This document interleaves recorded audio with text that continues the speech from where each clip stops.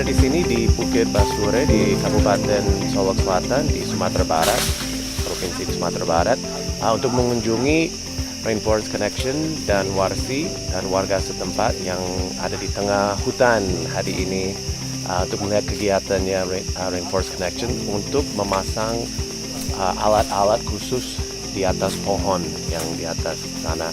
Dan mereka salah satu pemenang dari Google AI Challenge yang mencari orang-orang atau organisasi yang ingin memecahkan masalah penting yang seperti deforestasi, atau misalnya ada satu pemenang juga di Bali di bidang konservasi alam.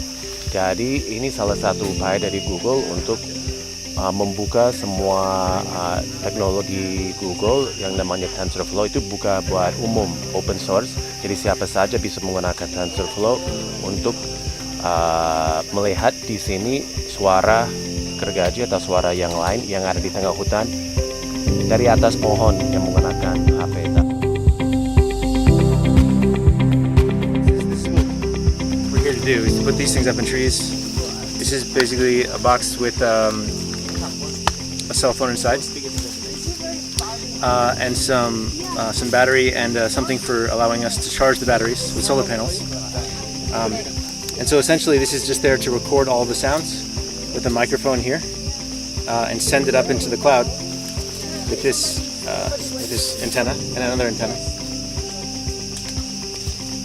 And then once it's in the cloud, that's where we use AI, TensorFlow, to be able to pick out the sounds of chainsaws in this area.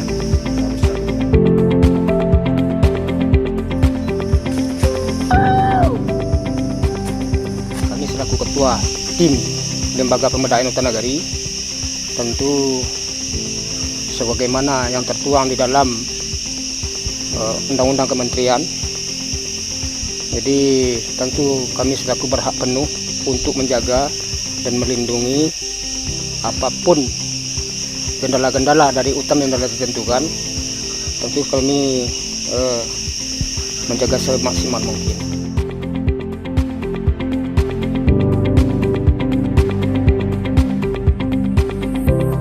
Pemasangan alat ini sangat membantu LPHN-nya untuk pengamanan hutan. Kenapa? Karena dengan alat ini tim patroli hutan nagarinya bisa memantau hutan, bisa mendengar apa yang terjadi di hutannya secara langsung setiap saat.